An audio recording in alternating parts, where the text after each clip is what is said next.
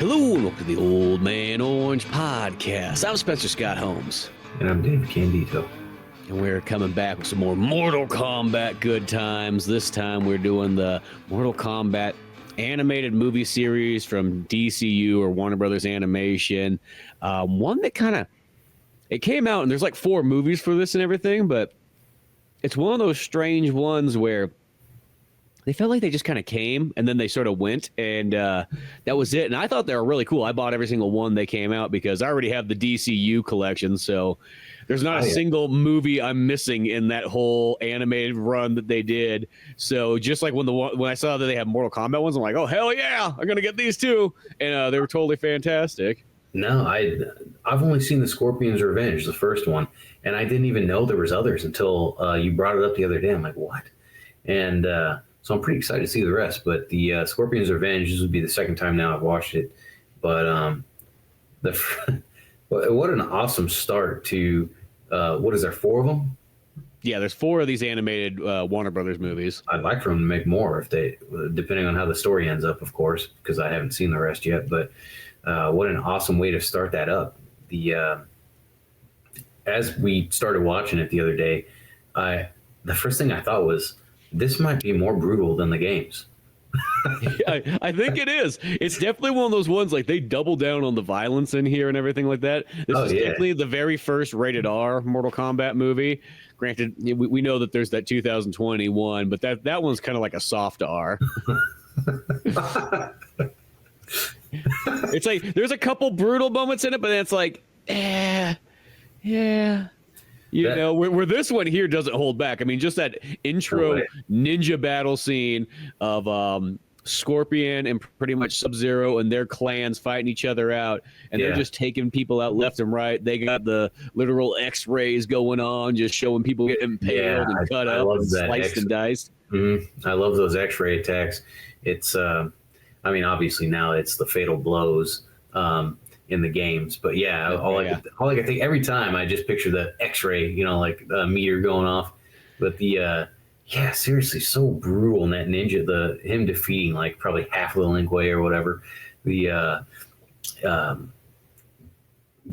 only reinforced why I've always like Scorpion's been my favorite character, and just because he just seems so dang brutal. And like, of course, where I suck at Mortal Kombat, at least all the Midway series games, maybe not the 3D ones that much. I was okay at those, but the original games, you know, I suck at Scorpion, and I suck as everyone.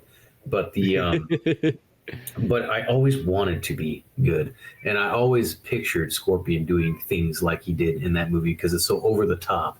And then, of course, when he meets up with Sub-Zero, and he's holding his kid, if he touches a hair on his head, and all of a sudden, like, it's just like murders the kid in cold blood. I'm like, oh man, and I knew it was going to happen. Anybody who knows the story of Scorpion, they know it's going to happen. But it was pretty crazy. And then, of course, killing him, and then boom, then you're into another retelling of the Mortal Kombat, series. Yeah, which is, and that's kind of what this movie is in general, is it is sort of it's a once again retelling, but that's a weird one that, like, it seems to always kind of work. It's never like you see that again, you're like, oh yeah, we've seen this before. But you see it in the games, you saw it in Mortal Kombat 9, especially when we talked about that recently. You saw it, of course, the 1995 movie, and then this one here. But it's one of those weird ones that's like, that story's so good, and I know it's just really just an Enter the Dragon story just cranked up to 11, but that's not a bad thing. And it's that thing that, like, it doesn't matter. It's the perfect core story to bring all these characters together, to bring Earth Realm, Nether Realm, and Outer Realm to come fight each other, to see who's going to, like, keep up or to keep Earth going and whatnot. And I always love how they always talk about this, like, we've lost this thing 9 times now, and Raiden hasn't done a great job of finding people, because how Raiden always seems to mess this up no matter what. Like, I always wanted to see him go, like, well, why do we never get to see who these other, like, poor schmucks are that, like, obviously couldn't beat Shao Kahn? I love how you're exactly right. I mean, I think we talked about it before too with the game series. Like, Raiden's always just fucking everything up, and he holds that mantle in this movie too. Like, I love how it's jumping ahead here, but when Jax is trying to fight Gordo, that's my wife's boss's name. When he's trying to fight when he's trying to fight Goro, and it's like, you poor man. Like, I'm sure that he could knock me out, like with like his pinky, but of course against Goro, it's like it's so laughable. It's so amazingly laughable in comparison to the games, especially too, because of course the games are only the plot of the games are only supported so much by how well you can play, like for the most part. And you can beat the crap out of Goro with Terra or Terra 4, and it's like even though I don't think that's a possibility, literally I don't think that's a possibility to fight Terra 4. Oh, Goro actually is in Mortal Kombat 10, and you can fight Goro with Ferrator, but still it's anyway. What I mean is it's not such a big deal when you're playing because it's up to your skills, but in this movie where Jax is he's just a normal guy. He's buff, he's huge, he's a commando, but he's just a normal dude fighting this giant Shokan. He's just like and then he goes and rips his arms off. And I feel like they really did Goro justice in this movie, just for like how amazingly brutal he is, which I don't think, other than just being a difficult boss, in the first game, and actually in Mortal Kombat 9 he was kind of tough at first. I really feel like they gave him more depth to his like what do you call it? Ferociousness or like how brutal he was. But anyway, yeah, Raiden shows up like right after Jax gets his arms cut off. Hey, I've showed up just in time to cauterize your wounds. Yeah. So much for being, I guess he's not one of those omnipresent gods. Yeah, well, he always pulls that card like, well, I can't interfere. God's honor here. I love how everyone ever can interfere except for Raiden. Yeah, exactly. And then when Raiden interferes, it just jacks things up even more. So let's be honest, it's probably best he doesn't. Yeah, no, it does. It gives Goro a lot to kind of go with and so on like that. Because he appears in always stuff like that here, but this one here just shows how brutal he is. Shang Tsung like pretty much just releases his champion out, because I always wanted to see like who is the. I mean, I know that Kung Lao apparently in the olden days, but that was like I think way long ago. Yeah, that was like the original Kung Lao. Yeah, and I think that was supposed to be like Mortal Kombat, I guess, like 1. And if this is Mortal Kombat, technically 10, in a sense, as far as like how many times they've had this tournament, and for some reason Earthrealm's always lost, like who are all the in-between people? That's what I've always really wanted to know. Like, who keeps showing up to Raiden's like party, and then Raiden's like, oh, I guess it didn't work out. The legend forespoke that they would beat Shao Kahn, but sadly they're dead here on the floor. Shang Tsung, you're right again. You know what? I guess I'll go back and rethink this. He's like just sitting there scratching his head, like this doesn't add up. I really thought I had somebody on my hands there that was gonna save the Earth, but we've got 9 more tries.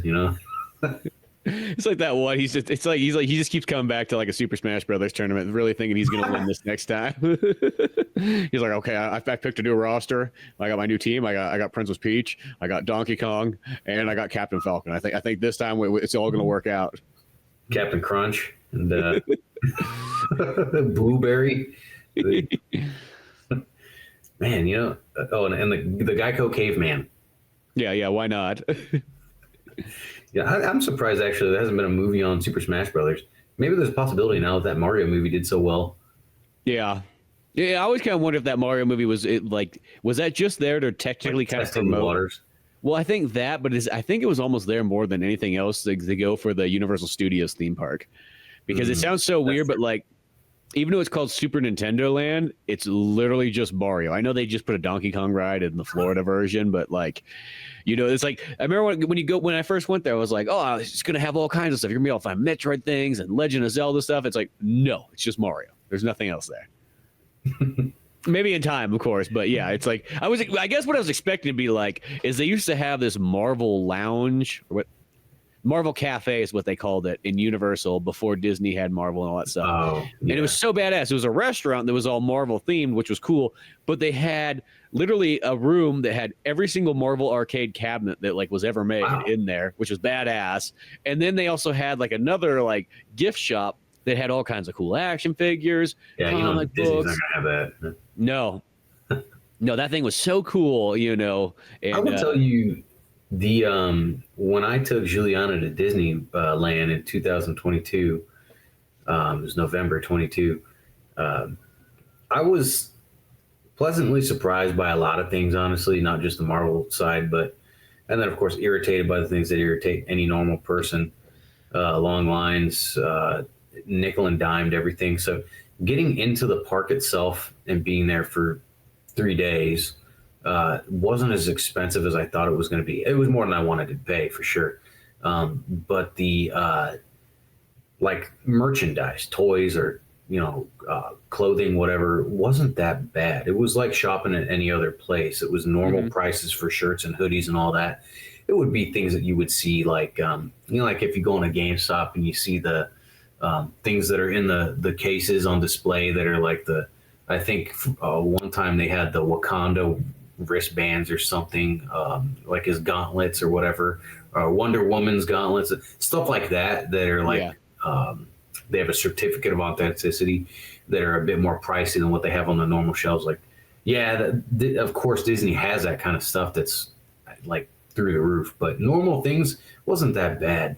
But anyway, the Marvels, in the California Adventure theme park that we went over to for a day, they have a Marvel Land kind of thing set up, and it actually looks pretty cool. And I think part of the reason is because a lot of the costumes and props and stuff are like what they look so real on people since these live action films have come out versus like monster suits and stuff like that. But it was pretty neat, I gotta say. But still, I know I kind of I'm with you on that lounge area. That sounded pretty cool. Yeah, the lounge was badass, As I said, it just felt like that was a cool way to experience. And I remember I never ate at the restaurant. I just got so excited by the arcade and the gift shop that I could care less about anything else. But like now that you're older, you're like, oh, that'd be kind of cool to go to that restaurant and see what that Marvel theme was back when it was just. And the cool thing too is because that was when it was just like it wasn't Disneyified Marvel. It was just classic Marvel. That's all it was. I mean, it was just like literally exactly. Stan Lee, kind of Marvel feeling, which was kind of neat. There's some documentary that's been released or is going to be released on Stan Lee. I don't know the name. Let me see. But I guess it was like Stan Lee was like kind of abused in his old age as like by his caretakers or something. Oh yeah, I did kind of hear about something like that. Like what jackass would abuse Stan Lee now? I know. It looks like it might be. Oh yeah, it's called The Man. It's on Disney Plus. Yeah, it sounds about right. A Disney Plus one. I think I remember too. Like not long after he died, all of a sudden, just like a lot of other celebrities and stuff, when this happens, is like people are talking about how he was either like a womanizer or pedophile or some weird crap. It's like, man, like how does all this stuff come out of the woodwork when people like this die? Like, and how much of it is really true? It's just so bizarre. That's what I always feel. I always feel like it's a lot of cash grabbing. I think there's a lot of people out there that's what like, you know what? Stan Lee made he gave me a dirty look once, and I'm just going to run up this story. I'm going to turn it up to 11, and next thing you know, we were in an elevator. Yeah, and I think that's what happens. That's actually kind of funny the way you said that there. It made me think of something that happened today in my cable class. I'm in Kansas City again all this week for stuff I missed a couple weeks ago when I was off. But we're talking about. We're doing a lot of phone right now, hooking up phone lines and troubleshooting and whatnot. And it's kind of funny because I told one of the other classmates, I'm like, you're never going to do this. You're going to hook up the main set for their phone, answering machine to the back of their modem, and they're going to use the wireless base sets all around the house. And the trainer's like, no, that's not correct. That's not true. Don't be telling them that. I'm like, oh yeah, okay. And they, but unless you go to like some 1950s house that nobody's decided to remodel ever. Yeah, exactly. But anyway, we were talking about the person that actually used to.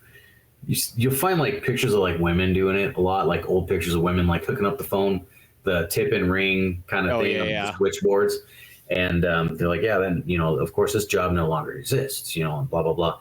And somebody was saying that apparently the reason why, the ultimate reason what led to that job becoming obsolete was, and again, I don't know what truth there is to this, but it's kind of a funny story. A woman was either working there and got fired from her position, or applied for the job and didn't get hired. And the woman's husband apparently was like pretty offended by that and was like, you know what, fine, and went ahead and invented the like automated switchboard that required like nobody to be able to do this. Like, you don't want my wife to do this, and nobody's going to do it. Like, and take that. And of course, it's this huge advancement in technology and telecommunications, but it's kind of funny. Then there's some like ladies out there be like, they took our jobs, stupid there, they took our jobs. Yeah. Oh man, that's funny. But anyway, I want to say, because we were talking about theme parks and so on like that. And you remember when Six Flags used to have the Warner Brothers theme? And I know it still slightly does, but I don't think it's nearly as intense as it once did. Because there's the Superman ride, there's the Batman ride, the Riddler. The Riddler. There's, of course, you'll see like Bugs Bunny and Daffy Duck and all that stuff running around in costumes. Mm-hmm. But now that I picture of Mike Moore, you could almost have a Mortal Kombat section at one of those theme parks. I was literally just thinking that a minute ago about like how terrifying, at least I would hope it'd be terrifying, some kind of Mortal Kombat ride. And I would hope, have you been to Disneyland? I haven't been there since the mid 2000s. Okay, well, that's fine. So you remember like the Star Tours ride? I remember the original one, yeah. Yeah. It's largely the same. Well, no, that's not true. It's not. The way that it functions is the same. The line into the thing is the same. What's different is what you're actually seeing on that screen when you're actually in the attraction. It's you have three different options on what's actually going to happen in that thing when you ride it. Whereas it used to be, as you would have remembered, where you're on the tour and all of a sudden you're up near a Star Destroyer and like you're shooting your blasters and whatever, and this crazy droid that's piloting the thing is losing his mind. But you're gonna lose his job. Yeah.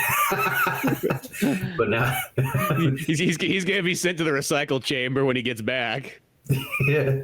No more oil baths for you. But yeah, now it's three different options. You either like meet up with Darth Vader, or you meet up with I think Jar Jar.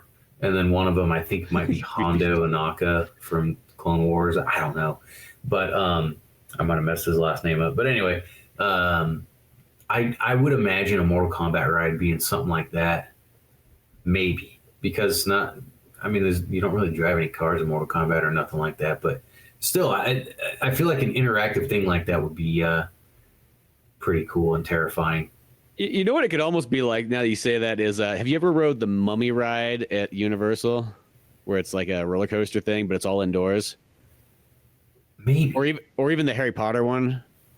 I've only ridden one indoor roller coaster. That's at Disneyland as well, Space Mountain. Oh yeah, well, okay, Space Mountain is kind of a good example of that too. But I'm using the Harry Potter one as kind of an example because that one uses a mixed match of like screens and real stuff, and that one you're sort of hanging and whatnot. But you could almost have one where like you kind of went through and it was a mixed match of like you could have some like a Goro kind of like actual like animatronic type thing. But if you almost went. It almost had this like you were going through like the nether realm and everything like that, so you're almost like you're going to hell in a sense, and then you would see maybe like a screen that was like kind of a well done 3D style one where you saw some guys fighting off in the distance and whatnot, and then you went through and then you went through like that like the dead forest thing in Mortal Kombat 2, and you could just go through some of the levels like that, but like be one of those ones where like you're in the sort of the level, but you could look around. There's there's characters fighting and everything like that. That'd be kind of badass. I feel like that's still a hard sell for how mature rated Mortal Kombat is, just to have it with everything else. That'd be really cool though. Yeah, that's something that there needs to be. There needs to be like an adult theme park, like like I don't know, 16 and older or something. I'm sure it wouldn't last. But it would be cool while it did. The weird one is when they do the Halloween stuff, like at Universal Studios, like that pretty much goes full on like adult. Like it's not like realistically none of that stuff in there is like it's all hard R, like violence and gore and all that kind of stuff. So yeah, there's a theme park that's actually about 40 minutes west of us. near Kansas City. It's called Worlds of Fun, and it's a pretty. I haven't been there yet. Why? I don't know, because it's really cheap. I just, gosh, I guess I've just enjoyed just playing video games more or something. Let's be honest. That's probably more fun at the end of the day. I love a good theme park, but at the end of the day, if you had to compare that to video games, I love taking advantage of things that are not an arm and a leg, and because I don't know, sometimes you just get the itch to go do something, whatever, and then by the time that thing that's affordable is gone, you're like, of course, and I never went. But at that point, if it's gone, you got to wonder if you really missed anything. But yeah, no, it's pretty affordable. I think it just got bought out by Six Flags, but for its origin was a guy who I guess lived out here somewhere, wanted there to be a theme park in the area, and he wanted it to be affordable, so he built it up, and people like it. And I guess they have a lot of characters. I might be thinking of another one. Never mind, forget the character thing. But anyway, the talking about adult stuff, they have a Halloween event that I think is for the whole month of October, but it's called like Halloween Haunt. And there is some of the days are like past 6 p.m.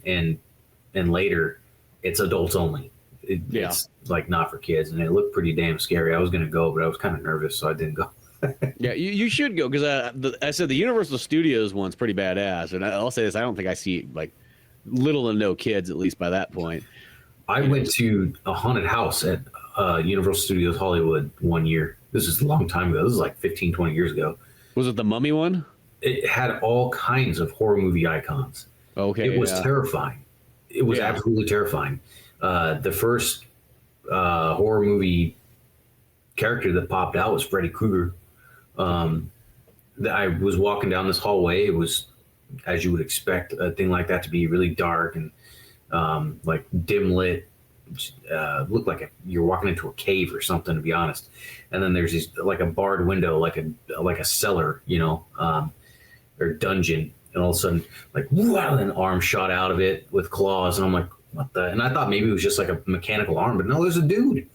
And I was like, geez, man, and I was like, huh. And it didn't hit me yet that I'd gone through, and 3 or 4 different costume people were scaring the shit out of everybody, and it didn't hit me that they were actually people. I still thought that they were like animatronics or something. By the time we got to like Frankenstein, Dr. Frankenstein's laboratory, whatever, he's walking around, blah, blah, blah. And I'm like, this is so silly. Like, isn't that?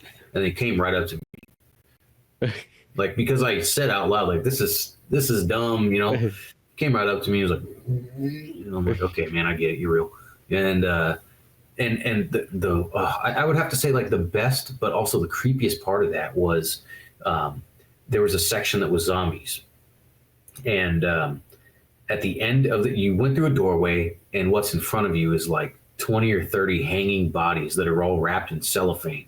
Mm-hmm. And at the end of that hallway, there's a big screen, and it's all like zombies that are like kind of clawing at that wall, like, wanting to get in, it kind of looked like. And it was pretty weird pushing aside these hanging bodies, and because they were free swinging, and you had to walk through them and to get to the other side. I'm like, this is morbid. This is, like, I think about it, I'm like, it was pretty cool, but it was really weird.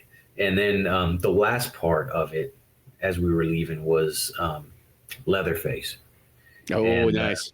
That was more intimidating than it was creepy, because he was just this towering, huge dude with the leather face on and a big butcher's apron.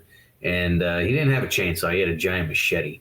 But that was pretty intimidating. And then that was it. We walked outside back in the fresh air. But it was terrifying. Yeah. No, they do a good job. They literally had last year for the Halloween Horror Nights, they had a 50th anniversary of Texas Chainsaw Massacre, like, walk through. So that was pretty cool, and you went to the different areas. And of course, Leatherface this time had a chainsaw and all that kind of stuff. There's multiple Leatherfaces come by with chainsaws. Sure. So hard, but no, it's always fun. And really, that's another one too. You could almost have Mortal Kombat have a little bit of a horror house like that. That would be kind of neat. You could also have a whore house with Mortal Kombat. Yeah. But yeah, no, that would be super Wait, you have cool. sexy Raiden?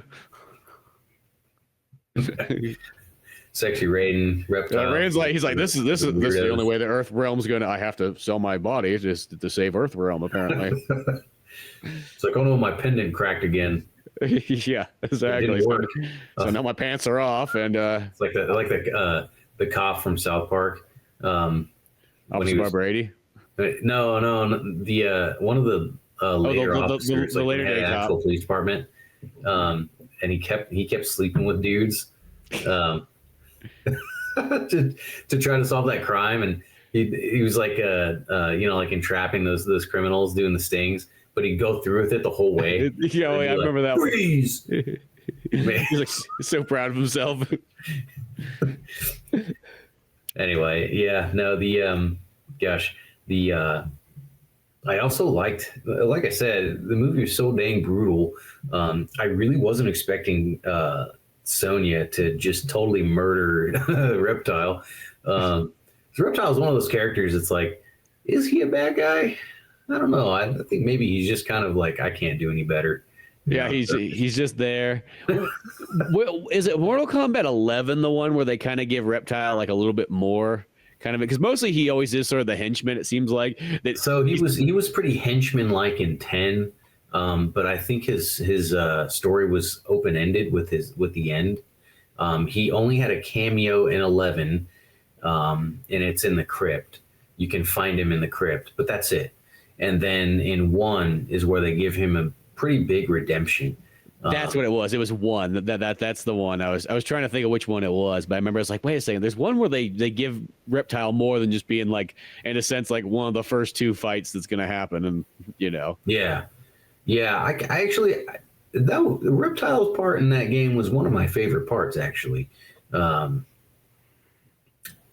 thought they really did give his character justice, and I kind of missed Reptile from not being in 11. I thought for sure maybe he was going to be a DLC character, but no. No, they just.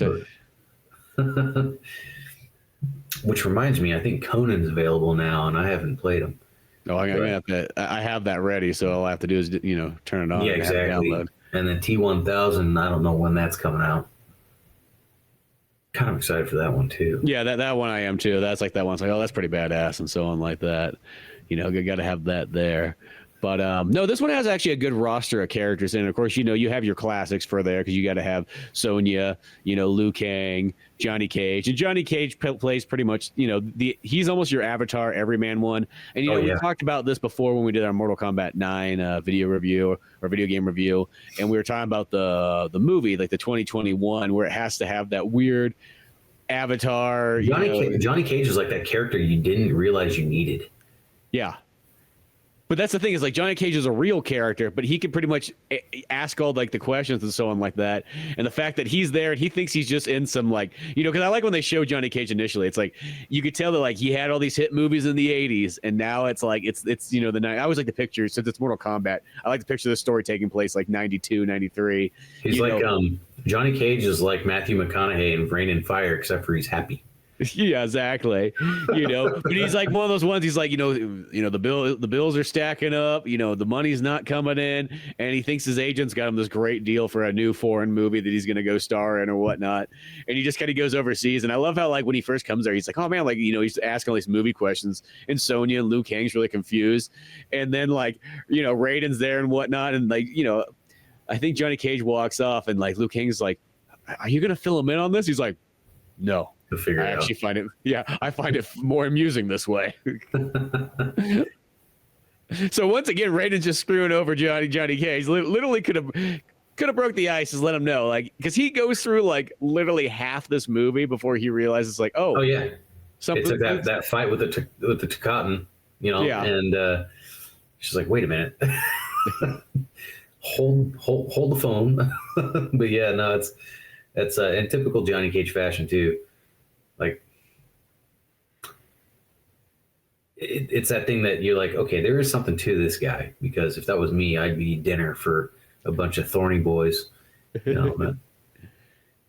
No, it's the key thing is his character is skilled though, even though his character is they look at him like just a goofy movie actor. It's like, he did win a bunch of martial arts tournaments before the movies and all that stuff. So he has the skill, and that's the thing is the characters, they learn that as that goes on. One thing I noticed that I seriously love so much, I don't know who made the joke, but it's a great one, is you see ninja mime everywhere from Mortal Kombat 9 and on.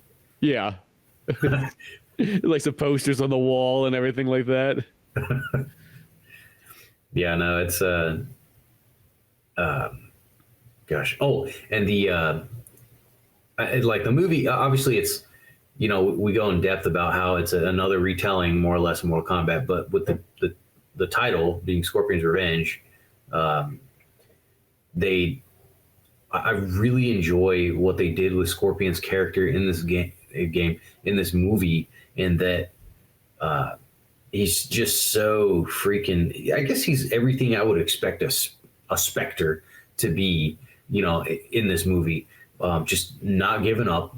He really wants to haunt some people, because that's essentially what he's doing, and just like stopping at nothing, being relentless. Like I didn't expect, when I watched it the first time, I didn't expect him to be that, like I didn't expect him to persevere so much as to, take these giant hooks, and reverse them in his own arms, and then like rip him out and kill the demon, whatever creature that he does, that's trying to, like, just mutilate him for life. And then of course fight his way all the way up until Quan Chi. But yeah, no, that's a badass scene too, because like literally after Sub-Zero kills Scorpion initially in the beginning of the movie, like he's sent to like the Nether Realm or whatnot. And he's literally pretty much up on, like, almost like on like a cross. He's on the necks in a sense, and he's strapped there. He hooked in, just blades going through his arms and legs and everything like that. And he busts his way out and just kills everybody along the way and so on like that, just brutally and whatnot. And then it kind of has the Quan Chi, which always kind of reminds me of Mortal Kombat Sub-Zero mythology / Mortal Kombat 4, So he makes a deal with Quan Chi, and Quan Chi's like, well, I'll send you back up there, but you got to win this tournament for the Nether Realm. Though the Nether Realm's kind of there, but we're not saying that we're totally entering it, but we're going to act like we are. But he's like, you got to get the whatever the heck the amulet is back, so we can get Shinnok, out. Yeah, I love his interactions too with Liu Kang and the other guys. He's just like, he's killing everybody around him, and they're like, "Is this guy an enemy? Is he? Who is he?" And he's just like, "I can kill you if you want me to." But he's just super nonchalant and super like indifferent and cold. Just because you don't really see that in the. You don't really see much of anything in the games prior to the 3D games, but then in the Warner Brothers series, the NetherRealm series, Scorpion, of course, in 9 he's just the Revenant all the way through, and then in 10 and 11 he gets his humanity back, which is really cool. But you don't see that coldness either. That I guess what I mean is, in the games where he's actually a Revenant, that's all he is. He doesn't seem to have any kind of conscience. He's just a slave, a kill slave, Yeah. And this one, he seems to still have kind of his wits about himself, which. Yeah, I know. Well, they make him. He's a family man. He's got values and all kinds of stuff like that. Where, like, I remember the Mortal Kombat 9. There's like that scene where like Raiden's like, "Okay, Scorpion, whatever you do, just don't kill Sub-Zero." So revenge is not good. All that stuff. And then it's like 5 minutes later, he's like, like literally, like I can't remember how he kills Sub-Zero in that one, but like, he's just. Oh yeah, he rips his head off and everything and like that. Like he teleports back up to the to Shang Tsung's place, standing in front of the Lin Kuei member, Cyrax Sector, and just like, here he is. Oh yeah, he drops the skull. That shatters on the floor. And Raiden's like, just a Scorpion, Jesus, I told you, like, there's another way. Damn it, it's cracking again. And no, it is not my fault. It's not my fault. I know I went back in time and messed things up. I tripped over a butterfly and fell on a rat, and you know how that does to the future. Oh my god! It's funny. Every time I see some timeline or time travel thing like this, I always think of that, the whole stepping on the butterfly thing or whatever. What is that from?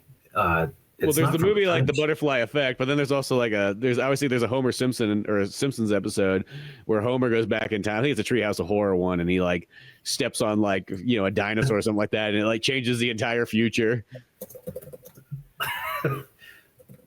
But yeah, there's that weird theory that if you went back in time and you took out one animal, that like you'll jack everything up or whatnot like that. I feel like that's a little bit far fetched in my opinion. Let's be honest, because I always have that kind of thing that if you take out one thing, something else will just take its place. Exactly. It's kind of like when they say like, they'll be like, oh, if this one person never existed, this stuff would have never happened. I'm like, no, somebody else would. Somebody else would have done it. Yeah, just whenever there's any invention in life, there's probably 10 plus other people right underneath that have the exact same idea. Just that other person either got there first, they either gangstered their way in. There's a lot of other factors that go. I've had the same ideas as George Lucas, as Bill Gates, Steve Jobs. Well, he doesn't count. Well, the perfect example is he took Wozniak's idea and then ran with it. Oh man! And then left Steve Wozniak to invent the universal remote. And I am speaking of all that crap, the Steve Jobs, Apple, blah blah blah. I am trying to debate so hard right now because I'm gonna need to get a new phone eventually. I got a Pixel 9, or I got a Pixel. And I've liked it for the most part, but after having like in Comcast, they give you the iPhones. I've had several Androids. I've had several iPhones.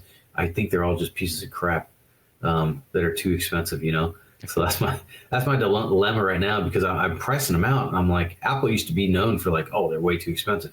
But now every other one of them is super expensive. Yeah. And I'm like, I remember when I used to have the good old Huawei ones, and they used to only be like, $150, and they were like kick ass. And then the Chinese phones. Yeah, and then of course America took that away from us. Yeah. So I found it, the whole butterfly thing. It's actually Ray Bradbury, if you're familiar with that author. Okay, yeah. It's a short story. I remember reading it in school. It's called A Sound of Thunder, where a time traveler hunter accidentally steps on a butterfly in the past, leading to drastically altered future. I'm thinking that's where all this butterfly crap came from, was his story. I think. I don't know. That makes sense, though. I went to that Ashton Kutcher movie, and I knew that was not the original origin, but it had it in the title. I forgot about that movie. I know, yeah. That was one of those kind of goofy movies. I remember watching it like once back in the day. I think it was like his first serious thing, like his first serious role. Yeah. I could only think of Kelso. Yeah, exactly. That 70s show. Yeah, I think he literally was still in that 70s show at the moment, but yeah. So that's what Raiden does. He goes back in time, steps on butterflies, and changes the future. And all the time. Time keeps changing a lot in these Mortal Kombat things or whatnot like that. But I also love. Oh, go ahead. I was just gonna say, at least in Mortal Kombat Legends, it's you get the solid classic story. It's just retold as that's all it is. No Raiden stepping on anything or trying to go back in time. And I love I like that they actually took care of Kano. Although, I mean, I haven't seen the other movies yet, but Mortal Kombat's kind of like Marvel, DC. It's like people die, but that doesn't mean they're not going to come back. But no, I thought it was kind of cool. They got rid of Kano pretty much right away. I mean, not right away, but I mean like within the movie. And then I like what we were talking about Goro earlier. I liked how well they made that fight between him and Liu Kang, and like in the previous installments of Mortal Kombat, like Liu Kang it don't matter. He's kind of like a toned down Goku, like he finds a way. He always finds a way, unless it's Deadly Alliance where he doesn't find a way. No, he doesn't. Because Mega's a zombie though, so I guess that's true. That's true. But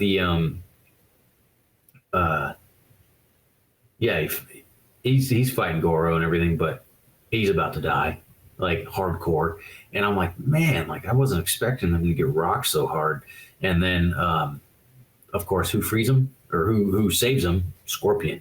Yeah. And it's like, man, this guy just like, it's like, why didn't Raiden think about like, this Goro guy is pretty rough. He just took 2 arms off of a dude. Maybe I'll go try to find Scorpion, with my powers. Who do I think could kill this guy? I'll let Liu Kang handle him.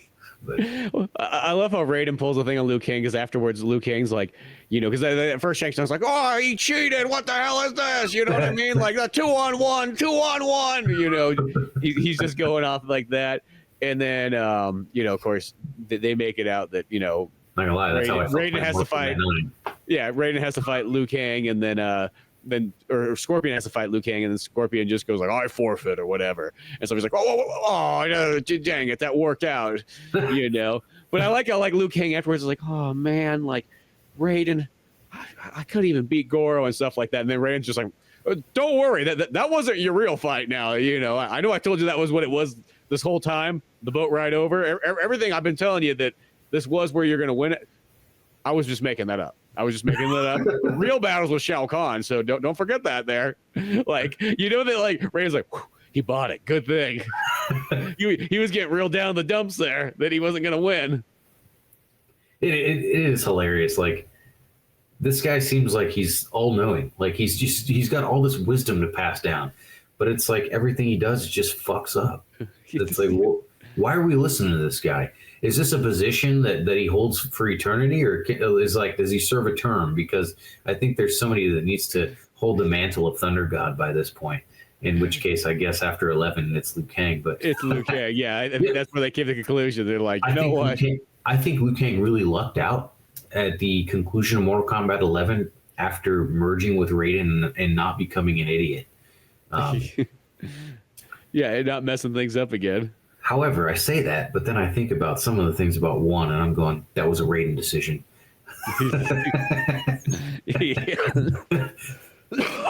Yeah, there's a lot of Raiden decisions out there.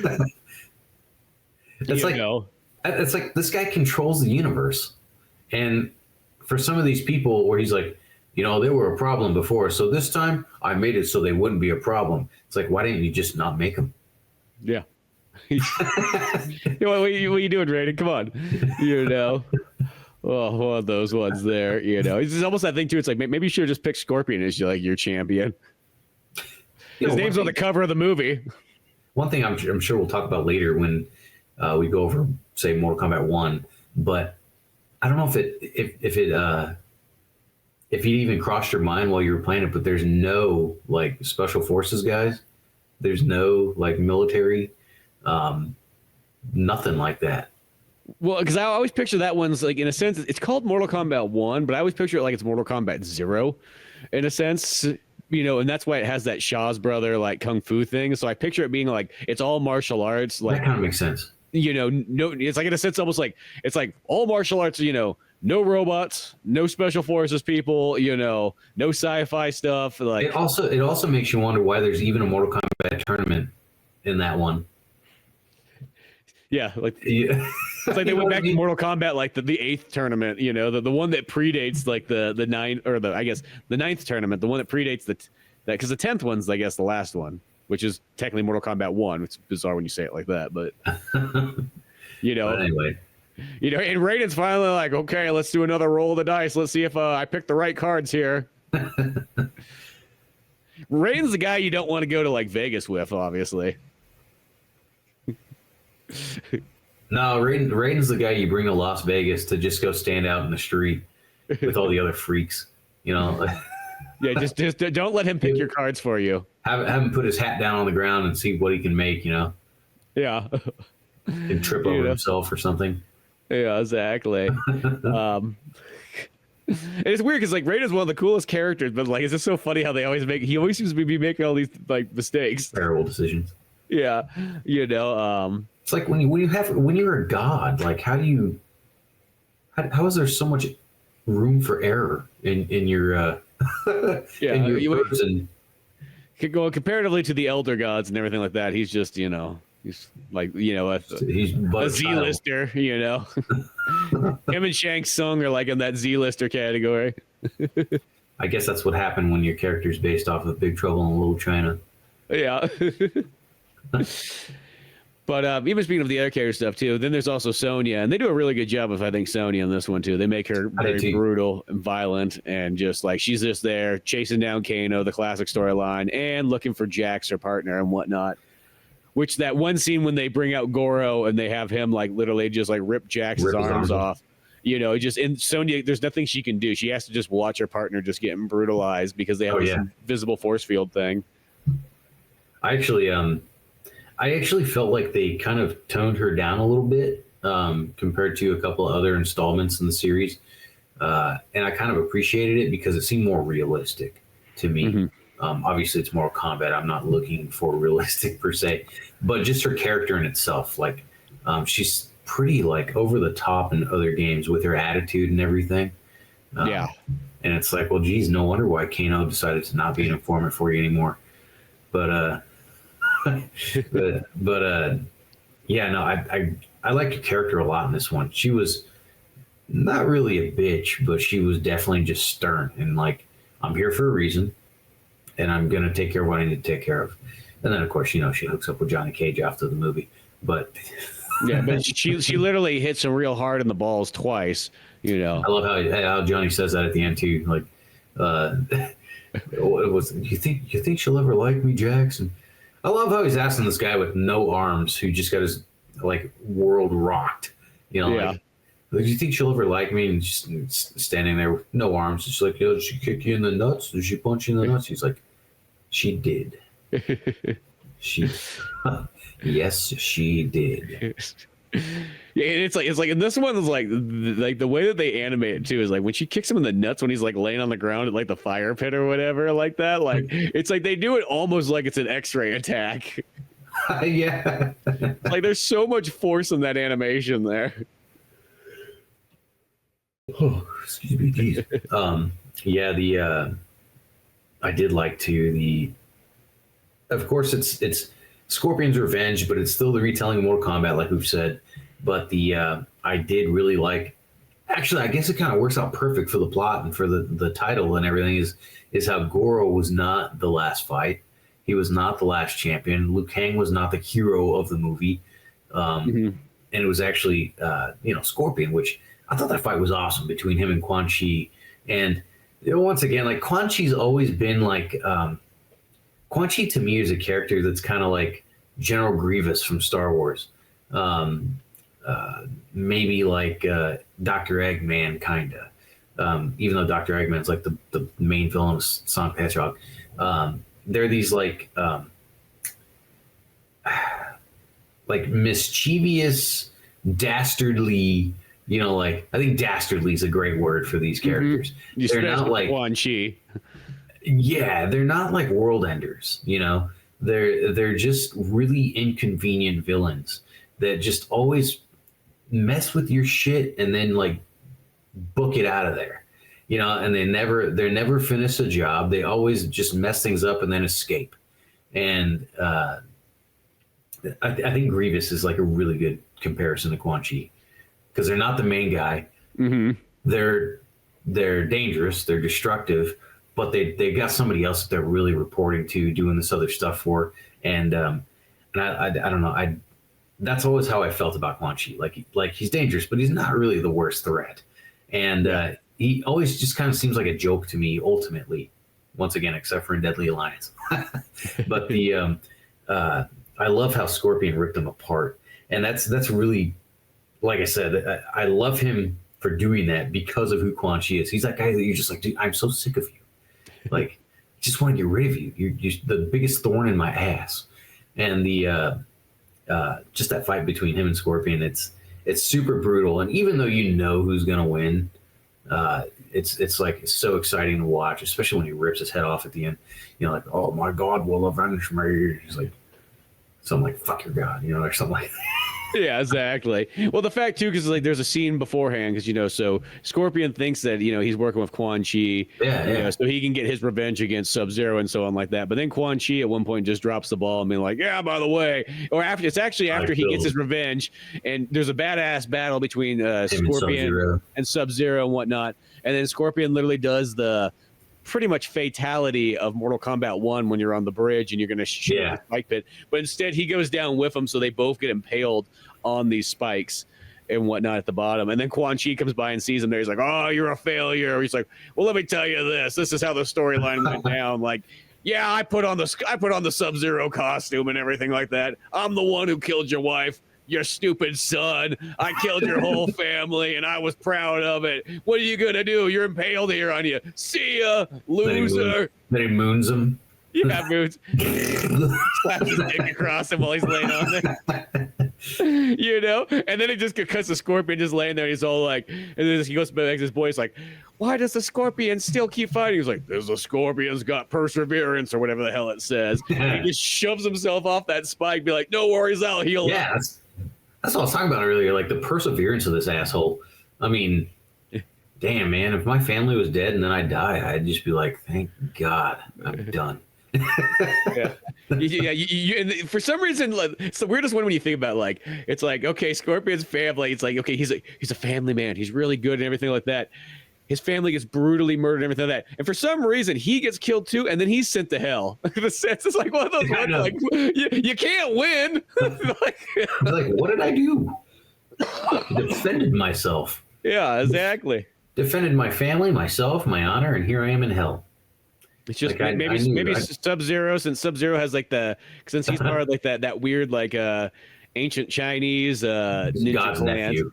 Yeah, so maybe it's one of those ones that they're like, you know what? Since Scorpion's Japanese, the Chinese are still pissed off about like that pre-World War II invasion stuff. So that's why you're going to the Nether Realm. You're making up for that, even though I know you weren't involved. Somebody's got to take the punishment. Man, that's another thing that I thought was really dumb about the that newer movie was like they had such a weird thing going on with timing. You know, like the with the history of the lore and the movie and stuff. It's like they made it seem like this like Scorpion was like 200-300 years old or something like that. Well, yeah, because he was like the 1600s or whatever when they do that first scene of like, Scorpion and whatnot. Why is he this old? Like in the original Mortal Kombat, he's like a normal age dude. Yeah, it's they're literally, it's all, you know, in 1992 or whatever the heck it is. Like nobody's any older than each other there. Yeah, other than Raiden and the gods and stuff. Yeah. Other than the god characters, I think even Katana and everything like that's all, you know, old and shit. Yeah, the 10,000-year-old woman. Yeah. Which she's in this one for a little bit. She has kind of just a minor part in it, where she fights Liu Kang for a moment and whatnot, and then Liu Kang pretty much says like, "I will not kill you. You know, I'll kill somebody else, but I'm not going to kill you." Yeah, you're attractive. Yeah. I look at you like a future wife material. I refuse.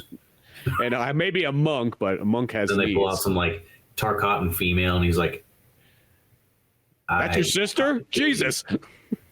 No, just some like rant, like a non-katana Tarkatan, like I don't know, like a Boraicho Tarkatan. Oh yeah.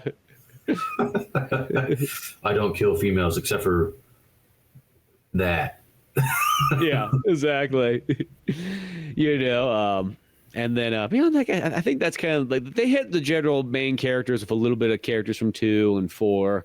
And then there's some cameos throughout. Like they have that like demon girl with like the bat wings from Nitara. Nitara from which Deadly Alliance and or Deception. Deception, and she was definitely in Armageddon. She's in Armageddon. I know that. Everyone's in Armageddon. Yeah, because everybody's there. And then she was in 1. They brought her back for 1. They brought her back, which is cool. Her and like her sister or whatever, Ashra. Yeah. I actually really like playing with Ashra. That's a really cool character. But I think it's just kind of cool. There's those little cameos in there. They even have like a test your might thing when they're kind of showing off. Yeah, I saw that. And everybody's over there like, doing the judo chop part, you know. That was pretty cool. There's some neat stuff there. Oh, Motaro's in it too for a brief moment. Yeah, you know. So they actually get quite a bit in here because that's the thing. A lot of times, like an animated movie, because this thing probably runs at like maybe an hour and 25 minutes. Super long. It's not super long, but this is what I've always kind of learned is if something's animated, like more stuff kind of get like accomplished. Oh yeah. Than like a live action movie. So like I always feel like if you took this exact but if you do this exact same movie and just say it was live action, it probably would run closer to like an hour and 45 plus minutes. Like, I don't know what it is. Just things, I think things just move a little bit faster in animation. So you get more story. That's why, like, a lot of times you can watch like an episode of a cartoon show, and in like 22 minutes, you feel like you got so much more than like a 45-minute live action show. Man, I think there's a piece of cat fur with litter on it. I was just sitting on my computer. God. Oh, nice. What I always, well, I don't want to say what I always, but there was a time in recent history where I was thinking about, like, you know, you got the mashups. One of the oldest and most iconic to me was Marvel versus Capcom. You know, and then you've got the number 2, blah blah blah. You've got the Mortal Kombat versus DC Universe, and so on and so forth. I always thought it'd be cool if there was Mortal Kombat versus Tekken. That'd be an interesting one. They did a Tekken versus Street Fighter that I always thought was kind of an odd pairing. Yeah, I did too. The Tekken's so weird anyway with its story. It's very Japanese. It's that, and then the fact that Tekken plays way different than every other fighting game too. Like, no other fighting game plays like Tekken. I don't know what I'd want it to play like. I would kind of feel like I'd want it to play like Mortal Kombat, but like, I just think it'd be really cool to see, like, I don't know, Scorpion, whatever, play against Yoshimitsu or something, or like Liu Kang versus Jin. Gosh, I don't know. Shang Tsung versus I kept wanting to say Hasashi. Jin's grandpa. Yeah, Heihachi. Yeah. I don't know. I just think that'd be cool, a cool game. But I remember I typed it somewhere, or no, I typed in on I think Reddit, like, because I was curious. I look at Reddit for everything, and like Mortal Kombat versus Tekken game, like, is there a chance or something? People were talking about it like, no, that'll never happen because Tekken's too weird. You know, like, Tekken's too bizarre of a plot. You know, like, I'm thinking like, well, it's not like Mortal Kombat. It's like a AAA rated, you know, whatever. But I don't know. I think it'd be kind of cool. You know, the one thing I will say, though, is I do think Mortal Kombat, like, out of all the fighting game series and everything like that, I think it technically does have the best storyline and kind of best character. You know, I think so too. You know what I mean? Like, you know, it might not be my ultimate favorite fighting game to, like, play as gameplay wise, because that's reserved for, like, Dead or Alive and Virtual Fighter. But realistically, Dead or Alive and Virtual Fighter have kind of strange plots, so you know, they're great for their gameplay and so on like that. But Mortal Kombat's the one that, like, I even feel even if somebody didn't even really like the game, it's like you could kind of be like, here, watch a movie like Scorpion's Revenge and be like, tell me that that's not badass and cool and that's a good story and those characters are cool. Because that's the one thing I will say is, like, and even like Mortal Kombat, like, you know, I'll even take like Street Fighter, and I love Street Fighter, don't get me wrong, but, like, you know, like, there's some Street Fighter characters out there that you're kind of just like, well, whatever. Street Fighter is pretty goofy too when it comes down to it.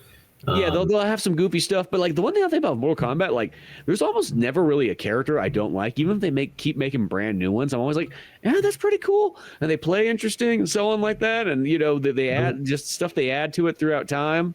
The ones I dislike the most, even though I'll still play them, and we'll talk about this further too when we go on with X or 10, is the I've seen them called on the interwebs, the combat kids, the Cassie Cage, Jackie Briggs, Takeda, and Kung Jin. Let me rephrase here. It's not the characters I disliked. It's how it's the plot and their whole mission in 10. I thought I didn't want to play it. I wanted to be Scorpion. I wanted to be Sub-Zero. I wanted to be whatever. But yeah, I didn't really care for that much. But yeah, I'd have to agree with you. It's very diverse with their roster. There's no one that really feels like a lesser or greater version of another character.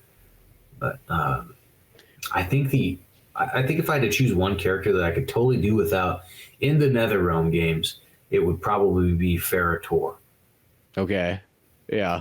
From 10, and maybe that's why they weren't in 11 and 1. But Yeah, yeah. No, I'm not saying there's not some characters like that, but one thing I will say about if you speak about the combat kids and everything like that, one thing I think that's really cool because of the way that those characters are and because of the way that Mortal Kombat did its story is one of my favorite parts I liked about when playing through 10's story was the fact that I'm like, oh, what they did is they took Mortal Kombat like literally like it started in 1992 and this is literally where it's at and whatever that game was 2016 or 14 or so wherever it was somewhere in between there. But the fact that like the characters all aged with the game, I thought was actually a really cool concept. Yeah. You know, so the fact that like literally Johnny Cage and Sonya and Liu Kang are all 50 years old or whatnot in those games, I'm like, that's actually kind of cool. Liu Kang's actually dead. Well, yeah, Liu Kang's dead, I guess that's true. But you know what I mean? But for the most part, like it's like the characters all aged to where they were. And I was like, that's a cool concept, you know, to keep that going instead of like always rebooting it.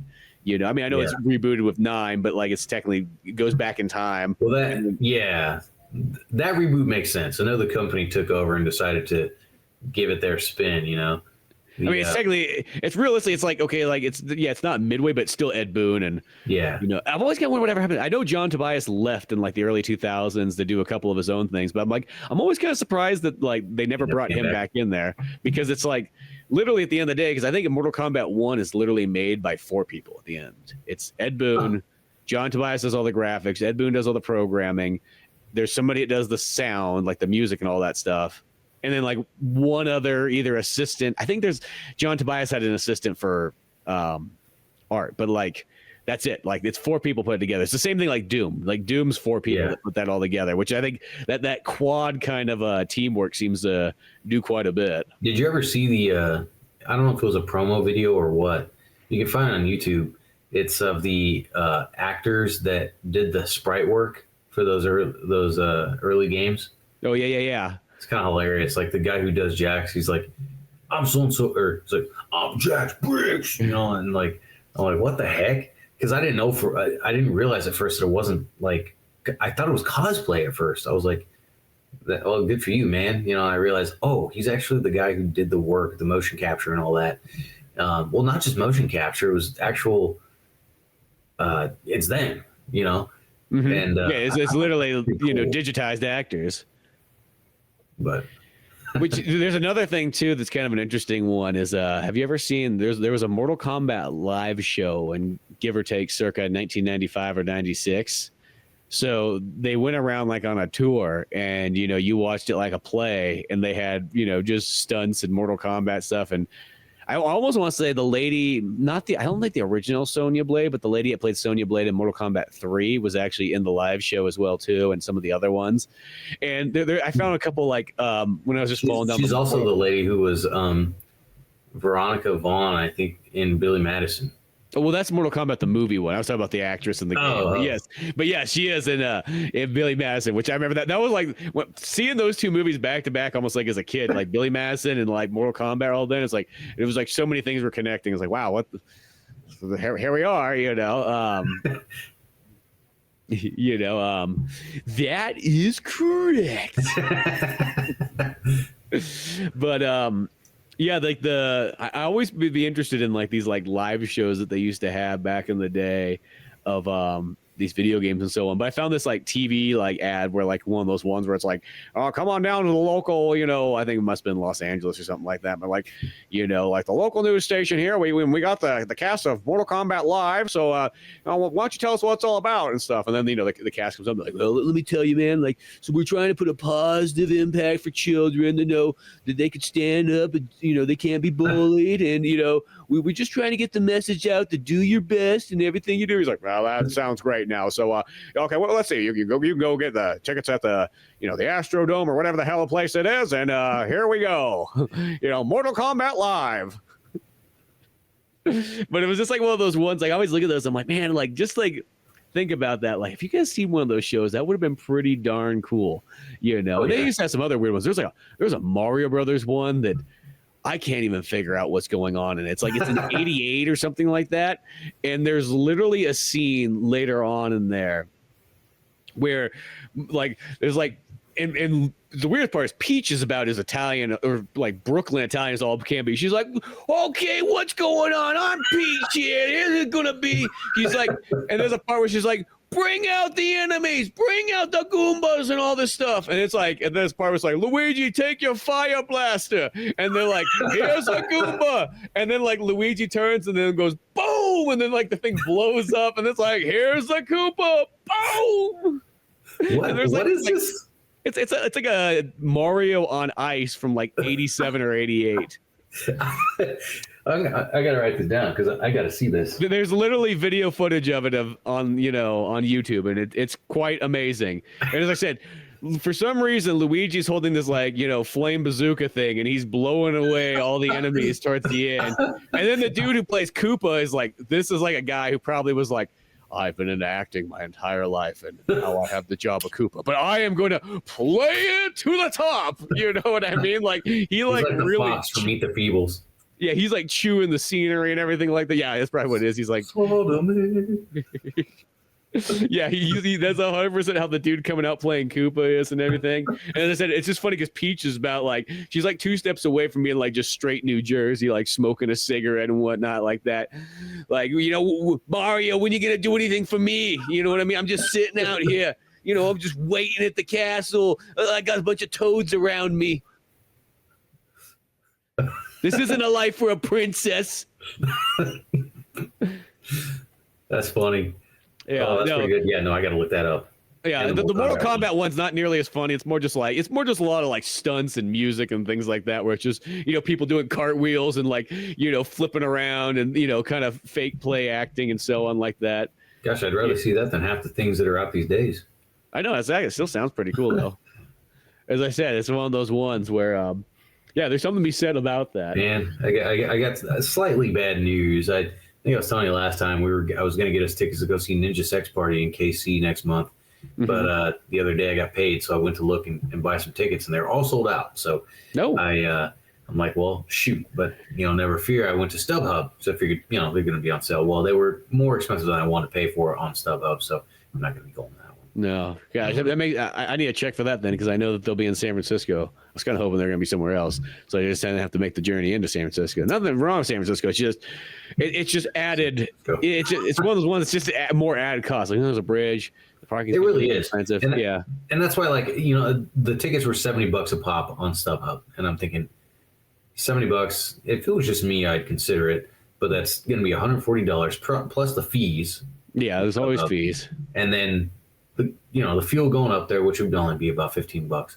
But then I got to park somewhere. It's going to be $20 to $30, and then the merch that I'll probably buy, and the food that I'm going to eat, and then it's at least a $300 night. It's exactly what I told my buddy yesterday. $300 was my number too, and but instead, Psycho Stick is coming to KC now. Ooh. They weren't previously. They were only going to go down to Springfield, but now Psycho Stick's coming up, and I think I'm going to put my money towards that instead. There we go. That's kind of is. Sometimes you just gotta pick and choose those concerts and so on. I know. I would really like to see Ninja Sex Party though, just because I never have. And their music's so fun. Their music's so fun, and I've literally been one of their number 1% fans for like the longest time on Spotify. At the end of the year, it tells me that I'm like, okay, then I must go. Then I think. Man, my Spotify list for this last year, I was too embarrassed to share it, but it was like 99% K-pop. It's so catchy, man. I don't know what to tell you. But I had to fix Spotify because it I turned off the thing where it randomly plays stuff when an album ends, because the downfall, what would happen is because it always would randomly play like the same exact generic stuff that like I would just end up skipping, but like it counts those every single time that it does. So I'm like, this year I'm like, I don't want to jack up my list. Spotify's so ridiculous with their shuffling anyway. On my liked songs playlist, there's like 1,300 songs on there, which this last week I've been modifying and getting rid of a lot of them. But the 13 to 1,500 songs on there, and I put it on shuffle. And mind you, I love Black Label Society. I love Zakk Wylde, blah blah blah. But I would hear be like Black Label Society, and then go to whatever, and then Black Label Society, Black Label Society. I'm like, what kind of shuffle is this? I have a lot more than this. What the heck? Yeah, I have choices. Well, that's like mine too. It's like, but mine was like, it was guaranteed when it hit that random shuffle afterwards. And the next 3 songs to 5, you're going to hear Skid Row. You were going to hear them no matter what. And it's just like, dude, like, I don't mind Skid Row, but you don't need to throw them on every single playlist. Jesus, pump the brakes there on them. So this is kind of funny. I just realized, I don't know if you ever use the, well, I don't know how often you and Laura go out to places and you play music on their jukeboxes, but where my wife works, the restaurant in town, there's this jukebox. It's called Touch Tunes. Yeah. Do you like to dick with people with that? So I didn't know I could play songs at her work while I'm at my house. And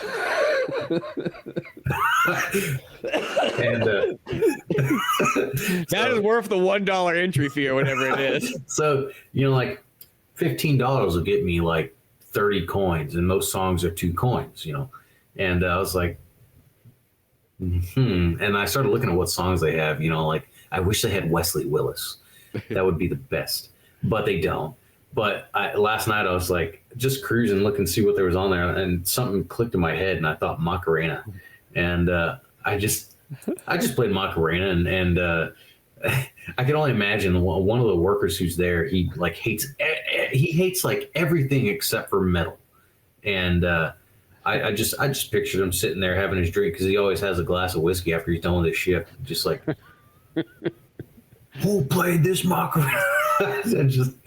And I'm sitting there on my couch. I remember my friend Buddy told me a story once where he dicked with one of those things before, and what he did instead is he played the same song over and over again, like in a bar. So that's one of the bartenders was saying that too. She's like, yeah, somebody keeps playing Africa by Toto.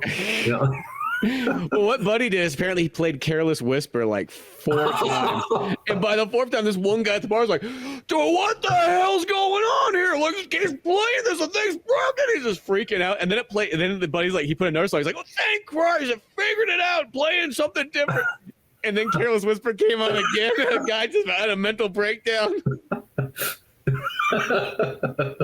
Of course, you had alcohol in the mix, Yeah, exactly. So there's something fun about dicking with people, because in the olden days you would have to go up. Everybody knew who was going up there to program the machine because they saw you. Yeah. But the fact that you could do it anonymously and from home, dude, it's the best. I love pranks, man. I really do. Pranks are really good. It's like one of those things. It's like you can have like the worst day in the world, man. Like I'm pretty sure like I could walk in on my wife sleeping with somebody, and then like just go play a prank, and I'd feel like at least 30% better. Yeah, at least 30. Maybe that 70% to catch back up, but till then, yeah, it's one of those ones, Anyway, Scorpion, everyone. Yeah, Scorpion, it's great. Yeah, as I said, it's one of those ones where this movie kind of came out and it felt like very few people saw it. Felt like even like people that were really into Mortal Kombat, like it kind of just slipped under the radar. But I also think that this goes with DCU animated movies in general. I always think Warner Brothers just doesn't advertise these things very well. It's sort of like, unless you're in the know. And even myself, I am in the know or whatever, I guess. It's if anybody cares, we have this Scorpion movie, like. Yeah, you either are going to run across it like the 2 weeks that it's sitting out in like Walmart or Target. And if you don't catch it in that like short time window, you have to manually look it up somewhere and find it. Like, even in the Warner, because I literally have the Warner Brothers like email thing that comes to me, and I mainly had it just so I can know if these movies come out, like the DCU ones and so on. And even in there, like they might even shortchange them a little bit. But I kind of hope that there's just the 4 so far Mortal Kombat ones, and then DCU actually hasn't put out a single other DC one all this year, and I don't even know if I see nothing on the horizon. So I don't know if they're just either slowing it down or if they're kind of done for the moment, because they did the Justice League Crisis on Infinity Earths part 1, 2, and 3. So that was the very last thing they did, and I think the last one came out in like September or November or something like it was at least a good almost half a year ago by now. And when we were watching this, I kind of was looking up trying to see if there was anything else coming out, and I couldn't find anything. I have a hard time picturing hearing. I have a hard time imagining hearing anyone play Batman other than Kevin Conroy. Yeah, no, it is a little bit. I mean, I've heard enough other Batmans in my life that you get kind of used to it. But Kevin Conroy is the man, like at the end of the day.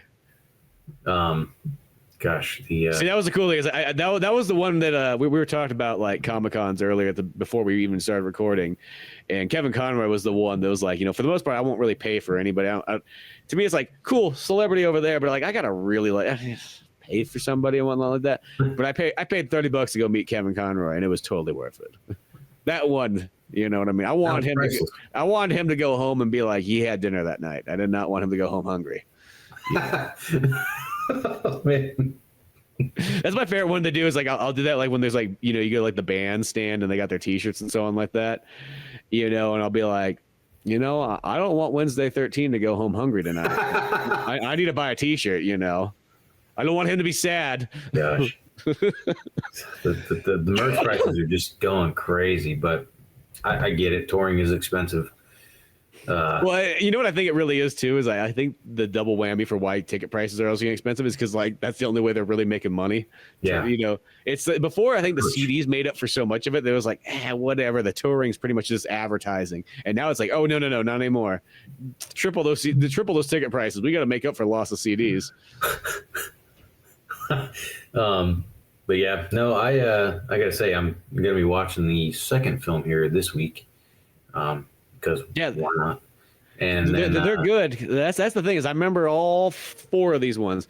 Every single one of them delivers on different ways. And the 2 and 3, I can't remember exactly which one's which, but one of them has Kenshi is kind of like the main character, and the other one I think has Kung Lao. And it does that thing where like just like how this one says it's Scorpion's revenge, it makes it feel like it's a Scorpion solo movie. Well, not really. Like a subplot. Yeah, it's just he sort of has maybe like the slightly higher story role than everybody else, but it's still pretty darn equal. It's the same thing that the DCU ones used to do. They would have like it's called a Justice League movie, but then you have Aquaman kind of like heading this one, or Flash, or somebody like that. That's kind of what this one is. It's like Scorpion kind of like he takes the reins, and then that, and that's the same with the other ones. As I said, I want to say one's a Kung Lao one and one's a Kenshi one. I can't remember. It could go the other way around. And then the 4th one's a Johnny Cage one. Now the Johnny Cage one is actually kind of its own. It's like Johnny Cage, but if it was like done like an 80s movie. So it's kind of fun. Interesting. That's pretty fitting, actually, I would say. Yeah, well, because that's what I always picture. I mean, I know he's based off Jean-Claude Van Damme, but like I always picture even the Mortal Kombat storyline is that his career success is really in the 80s, and then Mortal Kombat takes place in the 90s. Yeah. So that's where he has a shift, from being like, okay, he was a big actor in the early 90s, it kind of went downhill, and now he's, literally saving Earthrealm. Yeah. No, I'm looking forward to it. But yeah, but I never realized how Johnny I almost said Johnny Bravo. Johnny Cage is like the Deadpool of of Mortal Kombat. Like where Deadpool's like Deathstroke but a goof. And Johnny Cage is like like you said, Jean-Claude Van Damme, and but a goof. Yeah. So it just kind of clicked. But that's it'll be good. But yeah, no, this was a fantastic film, and I had no problem watching it again. It is very easy to watch. It goes. There's no slow moments. It's keeps you in. It's got that hook and sinker, and that satisfaction of the ending. And I got to say too, I'm sure I'll see Scorpion again in these next films. I have a hard time I'm hard pressed to believe that was it. Just like Sub-Zero always has extra brothers lying around. But yeah, Tundra, who becomes Sub-Zero. But I'm looking forward to it. But I'll be watching that one here in the next couple days. Nice. Well, we'll definitely be doing some more Mortal Kombat podcasts, because that's the thing is once you start up some Mortal Kombat, next thing you know, you're like, oh man, there's so much more good stuff to go through and whatnot, And then even like Mortal Kombat Legends, one of those ones like this might be kind of like I think the definitive movie, like realistically. Like don't get me wrong, I'm ridiculously nostalgic for the '95 movie, sure. but I think this one here sums up like everything of Mortal Kombat like perfectly. Like it's one of those ones. If somebody never knew what Mortal Kombat was, you could be like, here, watch this movie. It will catch you up on all the story, the core storyline. I would maybe be offended if they said it was too violent, or I would maybe be offended if, or not offended. I would maybe be pleased if they said, "I'm sorry, it was a little violent." Yeah. That's okay. If that's what bothers you, that's fine, because it's good violence, you know. But it's a perfect like gateway into like knowing the lore of Mortal Kombat and everything. Oh yeah, like that, you know. absolutely. But, so yeah, we'll have to watch more of these. We'll have to watch the other one too. I mentioned it to you earlier, or like a couple days ago, but it's the old 95 or 94, whatever. I'm gonna watch that one. The original animated one. Because that'd be kind of fun. I know I have that on VHS, even though I was getting it confused with another one. But yeah, that will be a kind of a cool one to do. It's like the promo, I think, before the actual live action movie came out and so on, like that, like a little straight to VHS one. But yeah, there's a lot of cool Mortal Kombat stuff out there. But yeah, till then, check out the link tree that I'll put down in the description. It'll take you to all the other podcasts, comic books, and all the other fun stuff of Old Man Orange. Till then, I'm Spencer Scott Holmes. Dave Candy Toe. And we'll see you some other time.